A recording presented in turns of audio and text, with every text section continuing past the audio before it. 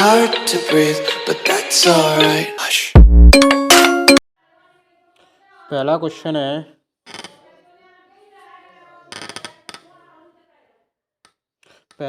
है, ईस्ट में प्रजनन मुख्यतः किसके माध्यम से होता है? तो ईस्ट और हाइड्रा, इसमें मुकुलन होता है, प्रजनन होता है मुकुलन से।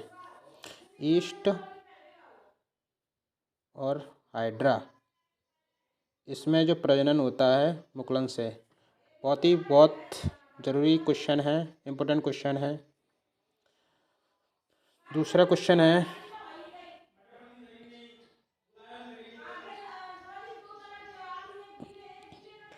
क्वेश्चन है, युग्मक सामान्यतः किस प्रकार के होते हैं?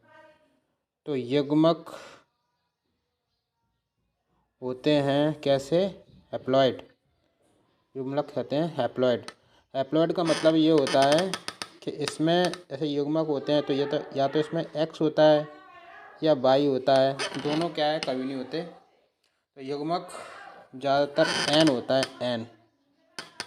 एन को कहते हैं हैप्लॉइड। ठीक है। तीसरा क्वेश्चन है, निम्नलिखित में किसमें पादप काय अगुणित होता है? पादप काय अगुणित होता है।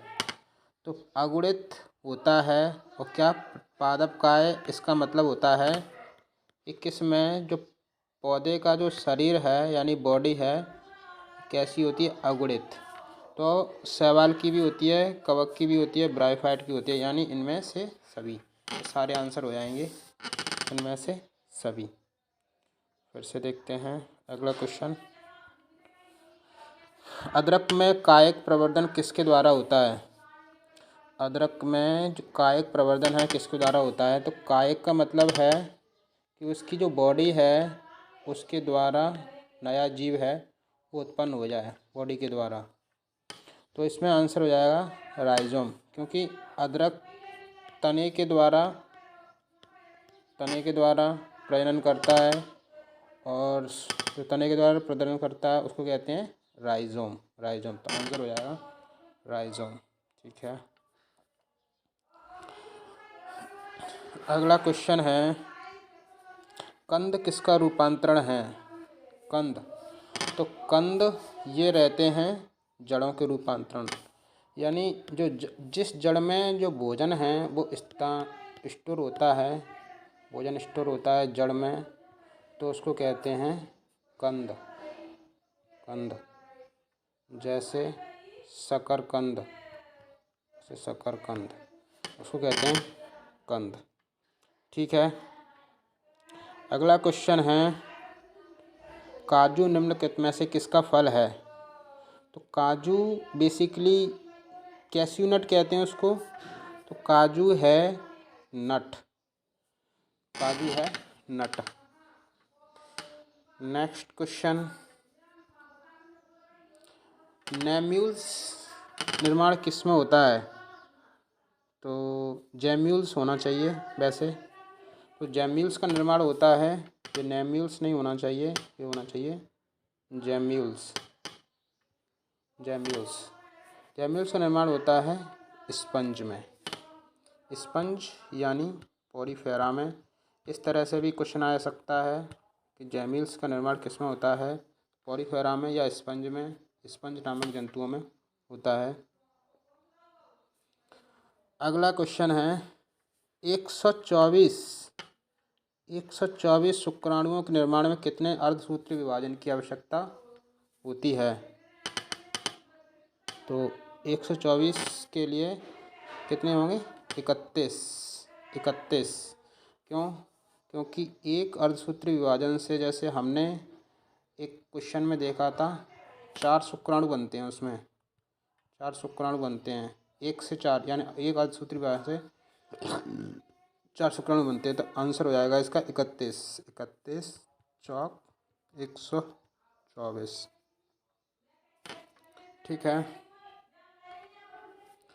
सर। अगला क्वेश्चन, केंचुआ कैसा प्राणी है? तो केंचुआ द्विलिंगी प्राणी है, केंचुआ द्विलिंगी प्राणी है, इसका आंसर हो जाएगा द्विलिंगी। अगला क्वेश्चन है, इनमें से कौन सा भाग अगुणित है? इनमें से कौन सा भाग अगुणित है? अगुणित है यानी एन है, हैप्लॉइड।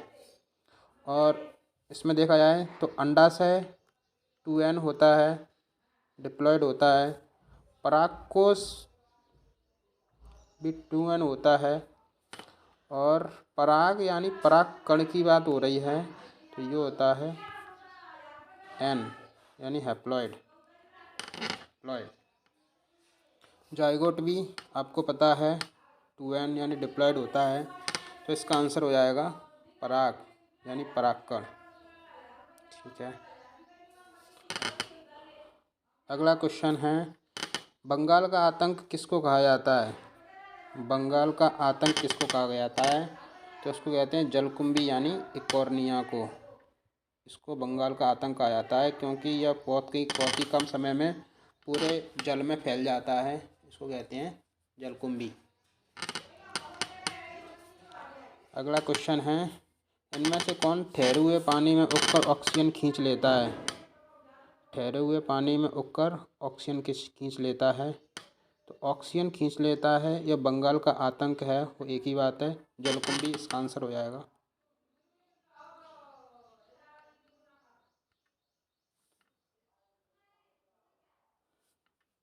अगला क्वेश्चन है,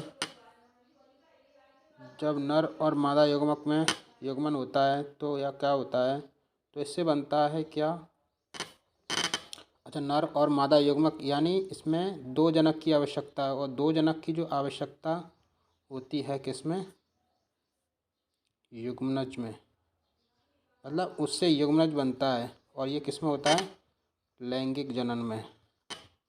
लैंगिक जनन में नर और मादा युग्मक मिलते हैं। अगला क्वेश्चन है, मधुचक्र पाया जाता है। मधुचक्र पाया जाता है गाय में, भेड़ में, कुत्ता में, इन सभी में। तो ये सारे आंसर हो गए हैं, सारे के सारे आंसर हो गए हैं।